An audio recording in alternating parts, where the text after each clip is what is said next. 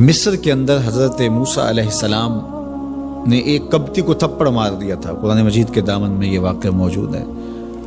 تو آپ کی جلالت اور آپ کے زور کی تاب نہ لاتے ہوئے وہ وہیں ڈھیر ہو گیا، اس کی موت واقع ہو گئی.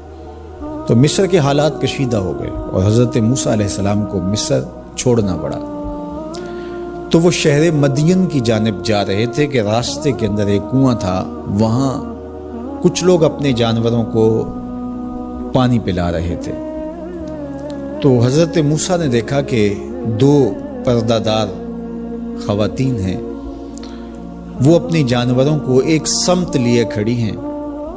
سمجھ گئے کہ مردوں کے ہجوم میں آنا نہیں چاہ رہی، ان کا حیا مانے ہے. تو آگے بڑھے اور ان کے جانور ہانکے اور ان کو سیراب کیا اور پھر ان کی جانب ہانک دیے. وہ واپس گئیں اور اپنے والد بزرگوار سے کہا کہ ایک سالے نوجوان جس کی آنکھوں میں شرم و حیا تھا، اس نے ہمارے ساتھ یہ مہربانی کی. تو ان کے والد گرامی نے کہا کہ جاؤ اس کو بلا کے لاؤ. قرآن مجید میں اس کا ذکر کیا گیا. فجاءتہ احداہما تمشی علی استحیاء، ان میں سے ایک خاتون حیا میں سمٹی ہوئی حاضر ہوئی. اس نے کہا کہ ہمارے والد گرامی آپ کو بلاتے ہیں، آپ نے ہمارے ساتھ جو مہربانی کی ہے اس کا وہ اجر دینا چاہتے ہیں. تو حضرت موسیٰ علیہ السلام ان کے ساتھ چلے گئے اور جب گئے تو یہ گھر تھا حضرت شعیب علیہ السلام کا اور یہ صاحبزادیاں حضرت شعیب علیہ السلام کی تھی. تو اس خاتون کا شرم و حیا کے ماحول میں حضرت موسیٰ علیہ السلام کو یہ کہنا اور چل کے اس انداز سے آنا، قرآن نے اس کی حکایت بیان کی ہے. تو خدا کو پسند ہے کوئی خاتون حیا کے ماحول میں آئے تو اللہ اس کی آمد کو اور اس کے آنے کو قرآن کا عنوان بنا دیتا ہے اور قرآن کی حکایت بنا دیتا ہے کہ جو خاتون حیا کے جوہر کی مالکہ ہو وہ اللہ کو کتنی اچھی لگتی ہے. اللہ اکبر. حضرت نبی اکرم صلی اللہ علیہ وآلہ وسلم کا فرمان حیا کے حوالے سے، الحیاء من الایمان، حیا ایمان سے ہے. تو جتنے بھی ایماندار لوگ ہیں وہ پھر حیا کے جوہر سے مزین ہوں گے، مالا مال ہوں گے. آپ دیکھ لیجئے سب سے بڑے ایماندار تو میرے اور آپ کے آقا مولا ہیں، اور حضور کمواری لڑکی سے زیادہ حیادار تھے. باقی حضور کے اصحاب دیکھ لیجئے، ان کا حیا اور حضور کی ازواج مطہرات کا حیا دیکھیے.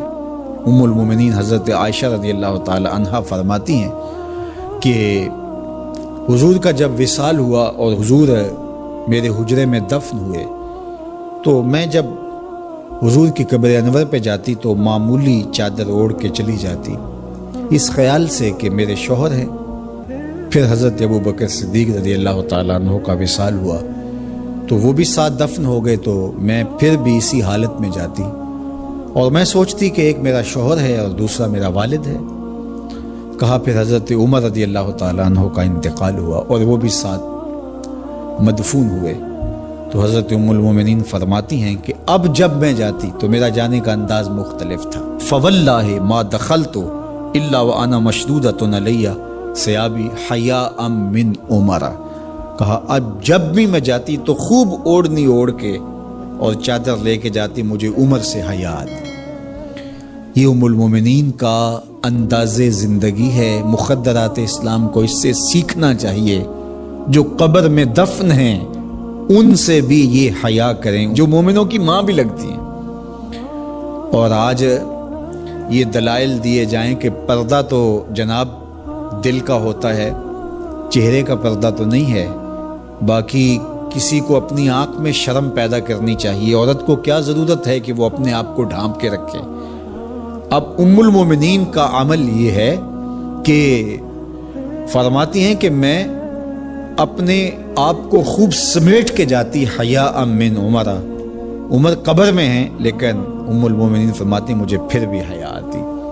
اور حضرت سیدہ طیبہ طاہرہ، حضرت فاطمہ تو زہرا رضی اللہ تعالی عنہا نے کہا کہ عورت کے لیے بہترین پردہ یہ ہے کہ اس کو کوئی غیر مرد نہ دیکھے اور وہ غیر مرد کو نہ دیکھے۔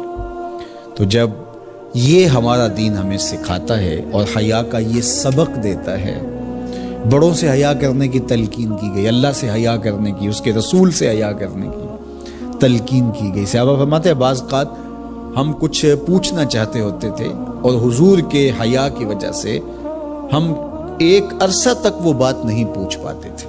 آج دادا کے سامنے بچے جس طرح بات کرتے ہیں اور جس طرح بچوں سے حیا کا جوہر ختم ہو گیا ہے اور اس کو وہ تہذیب نو کا کرشمہ سمجھتے ہیں اور جدید دور کی کرامت سمجھتے ہیں، یہ دور جدید کی کرامت نہیں ہے، یہ جاہلیت ہے۔ بڑوں کا احترام اور بڑوں کی عزت یہ زندگی کا جمال ہے۔